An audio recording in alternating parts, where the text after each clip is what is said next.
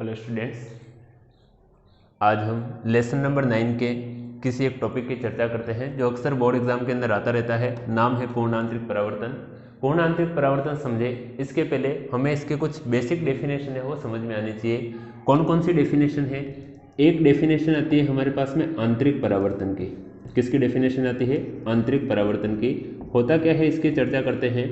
देखिएगा, जैसे अगर यहाँ पर मैं कोई माध्यम बनाता हूँ और ये माध्यम कौन सा होना चाहिए मेरे पास में सघन में, जहाँ पर मैं एक अभिलंब का निर्माण करा देता हूँ। अगर कोई प्रकाश किरण सघन माध्यम से चलकर परिसीमा पर आपतित होती है। परिसीमा का अर्थ क्या हुआ यहाँ पर? परिसीमा का मतलब जहाँ पर दो माध्यम हमारे अलग अलग हो रहे हैं। ये हमारा माध्यम एक है और ये माध्यम कौन सा है? दो माध्यम है। तो जहाँ दो माध्यम अलग अलग हो रहे हैं वो स्थान क्या कहलाता है? परिसीमा। कोई प्रकाश किरण कहाँ से चलकर आनी चाहिए? सघन माध्यम से। कहाँ पर आपतित होनी चाहिए? परिसीमा पर। सघन माध्यम से चलकर परिसीमा पर आपतित होती है तो किरण का कुछ भाग तो उसी माध्यम के अंदर परावर्तित हो जाता है और कुछ भाग दूसरे माध्यम के अंदर क्या हो जाता है? अपवर्तित हो जाता है।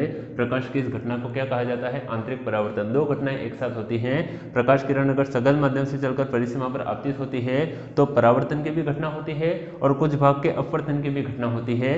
इस घटना को क्या कहा जाता है? आंतरिक परावर्तन कहा जाता है। जिसमें यहाँ पर प्रकाश किरण आपतित हुई है तो ये हमारा क्या कहलाएगा? आपतन कोण।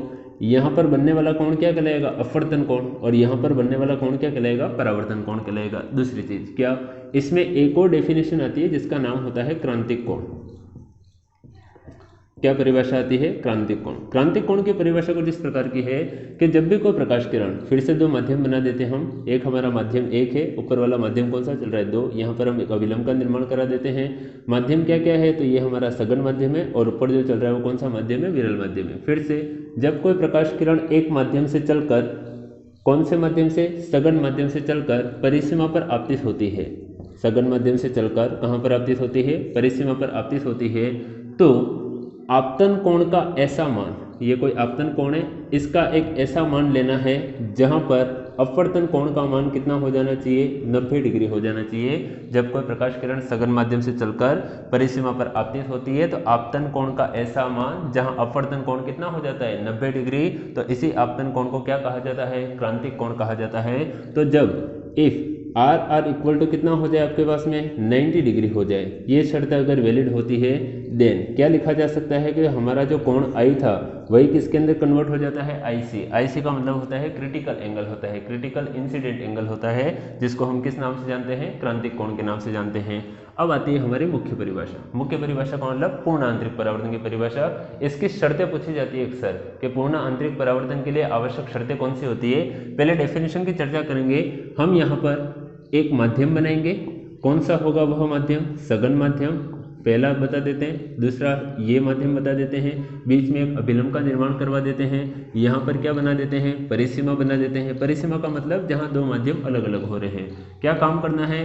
फिर से को प्रकाश किरण सघन माध्यम से चलकर परिसीमा पर आपतित होनी चाहिए, लेकिन अब जो आपतन कोण का मान होगा वह किससे ज्यादा होना चाहिए? तो क्रांतिक कोण से क्या होना चाहिए? ज्यादा होना चाहिए। जब कोई प्रकाश किरण सघन माध्यम से चलकर क्रांतिक कोण से अधिक कोण पर आपतित होती है। कैसे आपतित होती है? क्रांतिक कोण से अधिक कोण पर। क्रांतिक कोण कौन सा था? जहां अपवर्तन कोण कितना हो जाता है? 90 डिग्री। तो अगर क्रांतिक कोण से अधिक कोण पर कोई प्रकाश किरण सघन माध्यम से चलकर परिसीमा पर आपतित होती है तो किरण वापस उसी माध्यम में लौट जाती है। प्रकाश की इस घटना को क्या कहा जाता है? पूर्ण आंतरिक परावर्तन कहा जाता है, जिसमें इसकी शर्तें अक्सर पूछी जाती हैं।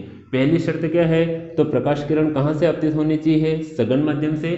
दूसरी शर्त क्या रहेगी? तो प्रकाश किरण के लिए जो आपतन कोण का मान है वह हमेशा किससे ज्यादा होना चाहिए? क्रांतिक कोण से क्या होना चाहिए? ज्यादा होना चाहिए। तो अपन प्रकाश का पूर्ण आंतरिक परावर्तन की घटना पड़े उसके पहले हमें आंतरिक परावर्तन समझ में आना चाहिए, क्रांतिक कोण क्या होता है ये समझ में आना चाहिए। और अगर इन दोनों को अच्छे से समझते हैं तो पूर्ण आंतरिक परावर्तन को आसानी से समझाया जा सकता है। धन्यवाद आप सभी का।